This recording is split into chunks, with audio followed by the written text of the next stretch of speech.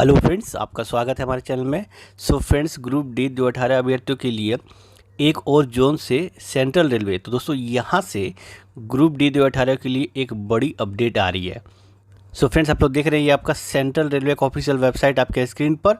और दोस्तों यहाँ देखिए, ग्रुप डी 2018 के सेक्शन में एक नई सूचना जोड़ी गई है जो कि आपका है प्रोविजनल पैनल पार्ट नंबर 20। तो दोस्तों यहाँ पर आपका 20वां संस्करण जारी हो चुका है जो कि आपका पैनल के तहत है और आपका पैनल नंबर 20 है। तो कितने लोग इसमें सिलेक्शन हुआ है, इसकी पूरी जानकारी विस्तार से देखने के लिए हमें चलना पड़ेगा ऑफिशियल सूचना में, और वहाँ से आपको जानकारी मिल जाएगी कितने लोग इसमें सिलेक्शन हुआ है और आगे क्या प्रोसेस है, ज्वाइनिंग कब होगी इनकी। तो पूरी जानकारी दोस्तों आपको वीडियो में देखने मिलेगी। तो चलिए वीडियो स्टार्ट करते हैं। स्टार्ट करने पर छोटी सी रिक्वेस्ट है, वीडियो को लाइक शेयर कर दीजिएगा, और अगर आप हमारे चैनल पर नए हैं चैनल को सब्सक्राइब करके बेल आइकन को दबा लीजिएगा ताकि रेलवे भर्ती के पल पल की अपडेट आपको मिलती रहे सबसे पहले। तो चलिए चलते हैं ऑफिशियल सूचना में और देखते हैं डिटेल में। फ्रेंड्स, ये रहा ऑफिशियल सूचना आपके स्क्रीन पर, railway recruitment cell central railway. और दोस्तों ये रहा, आप देख सकते हैं यहाँ पर कि declaration of provisional part panel number 20। तो चलिए दोस्तों पॉइंट बाय पॉइंट आप सारा कुछ डिस्कस कर लेते हैं। तो देखिए यहाँ पॉइंट नंबर 1 में railway board vide letter number ENG 2nd 2022 RR 1/8 dated 15/3/2022 have advised that the provisional of replacement panel will be now applicable for recruitment in level 1 also. Hence, the candidate who are medically fit in B2 C1 who could not be impaled initially due to non-availability of post having the medical classification B2 C1 are now being considered for impalement against the recruitment replacement panel. तो दोस्तों यहाँ बताया जा रहा है कि पहले लोगों का डॉक्यूमेंट वेरिफिकेशन मेडिकल एग्जामिनेशन हुआ था, सारा कुछ क्लियर करने के बाद भी दोस्तों उनका पैनल लिस्ट में नाम नहीं आया था क्योंकि वहाँ पर एलिजिबल पोस्ट B2 और C1 के लिए थे ही नहीं। तो वो सारे कैंडिडेट को एक बार फिर से अब रेलवे मौका दे रहा है, उनको अब उनके लिए पोस्ट एलोकेट किया जा रहा है। अब चलते हैं पॉइंट नंबर 2 में। तो देखिए यहाँ पर provisional panel of 7 candidate for recruitment in post in level 1 of 7 CPC pay matrix against centralize employment notice number 2/2018 on central railway is attached here it in ascending order of registration number. The part panel is purely provisional and does not give any right to any candidate for railway job in railways. If any malpractice is detected at any stage, their candidature will be terminated and the individual will be liable for criminal prosecution. तो दोस्तों ये बताया जा रहा है कि फिलहाल दोस्तों इस पैनल लिस्ट में 7 लोगों को जगह मिल चुकी है, ठीक है, लेकिन ये अभी तक प्योरली प्रोविजनल है, यानी अस्थायी तौर पे ये नहीं है। इफ़ एनी मॉल प्रैक्टिस, अगर किसी प्रकार का अगर आपने दुर्व्यवहार किया है किसी भी स्टेज में और रेलवे के संज्ञान में आता है तो रेलवे कड़ी कार्रवाई इसकी कर सकता है और आपकी उम्मीदवारिता को निरस्त भी किया जा सकता है।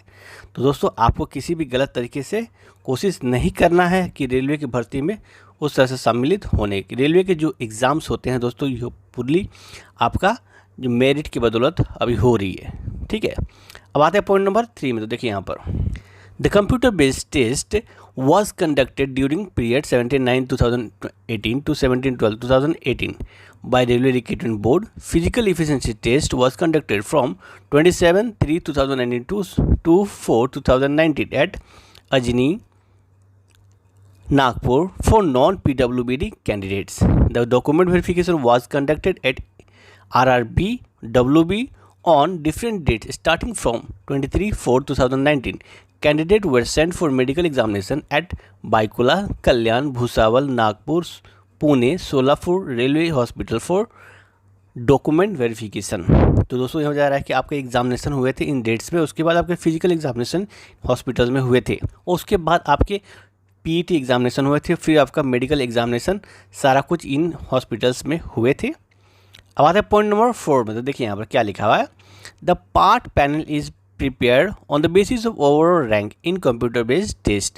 Post opted as per application and fitness in medical categories for recruitment in post in level 1 of 7 CPC pay matrix. The seniority of candidates selected will be decided later as per merit position in panel, which will be declared at a later stage. तो दोस्तों यहाँ बता रहा है कि panelist में जिनका नाम यहाँ मौजूद है ये मेरिट के आधार पर नहीं है, इनका मेरिट अलग से बनेगा, तब आपको लेटर स्टेज में इसकी जानकारी देखने को मिलेगी। पॉइंट नंबर 5 में आते हैं। तो देखिए यहाँ पर allotment of post and division shall be done in due course as per the option of post subject to medical fitness, merit and ability of vacancies. तो अलॉटमेंट आपका कहाँ पर होगा इस पे डिपेंड करता है 2-3 चीज़ों पे, जैसे आपका मेरिट के आधार पे कितना आपका रैंक आया है, मेडिकल फिटनेस आपने कौन सा पाया है, और कहाँ पर कितनी वैकेंसीज खाली है। तो बहुत सारी चीज़ों पे डिपेंड करता है कि आपकी नौकरी कहाँ पर होने वाली है। ठीक है, अब आता है पॉइंट नंबर 6 में। तो देखिए यहाँ पर While due care has been taken in preparing the result, RRC Central Railway reserves the right to make amendment to the provisionally declared panel at any subsequent stage. If any discrepancies or malpractice are noticed or brought to the notice of RRC-CR at any stage, RRC-CR reserves the right to rectify any inadvertent error or typological printing mistake and declared any candidate unsuccessful or delete the name of candidate from the notified panel at any stage. The decision of chairman RRC-CR in the matter shall be final and binding on the candidate. तो दोस्तों यहाँ बताया जा रहा है कि railway के पास पूरे अधिकार है किसी भी क्षण किसी भी कैंडिडेट्स का नाम डिलीट कर सकता है किसी भी स्टेज में। ठीक है दोस्तों, तो अभी तक दोस्तों आपका ये जो रिजल्ट है आपका इसमें नाम है पैनलिस्ट में, तो इसका मतलब ये नहीं कि आपकी नौकरी पक्की हो चुकी है। अगर रेलवे के पास पूरा ये भी अधिकार है किसी प्रकार टाइपोलॉजिकल मिस्टेक, प्रिंटिंग मिस्टेक वगैरह हो जाता है तो रेलवे इसको चेंज कर सकता है, और रेलवे के चेयरमैन और आरआरसी का जो डिसीजन होगा वही फाइनल सर्वमान्य होगा। अब आता है पॉइंट नंबर 7 में। तो देखिए यहाँ पर the offer of appointment shall be sent separately by respective unit division where the candidate are allotted. Appointment shall done only after due verification as per extent rule.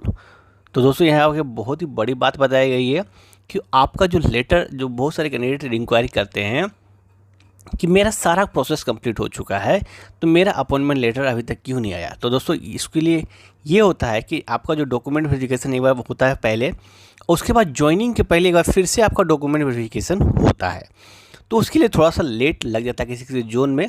तो बहुत सारे जोन एक्टिव है, बहुत सारे जोन पैसिव है, तो जहाँ passive zone है वहाँ पर थोड़ा सा डिले हो जाता है, 6-6 महीना 1-1 साल लग जाता है पूरा प्रोसेस को कंप्लीट करने में। ठीक है, और सबसे लास्ट में एनेक्चर है। तो दोस्तों आप देख सकते हैं ये टोटल 7 कैंडिडेट के लिस्ट यहाँ पर है, इनका रजिस्ट्रेशन नंबर, रोल नंबर मौजूद है।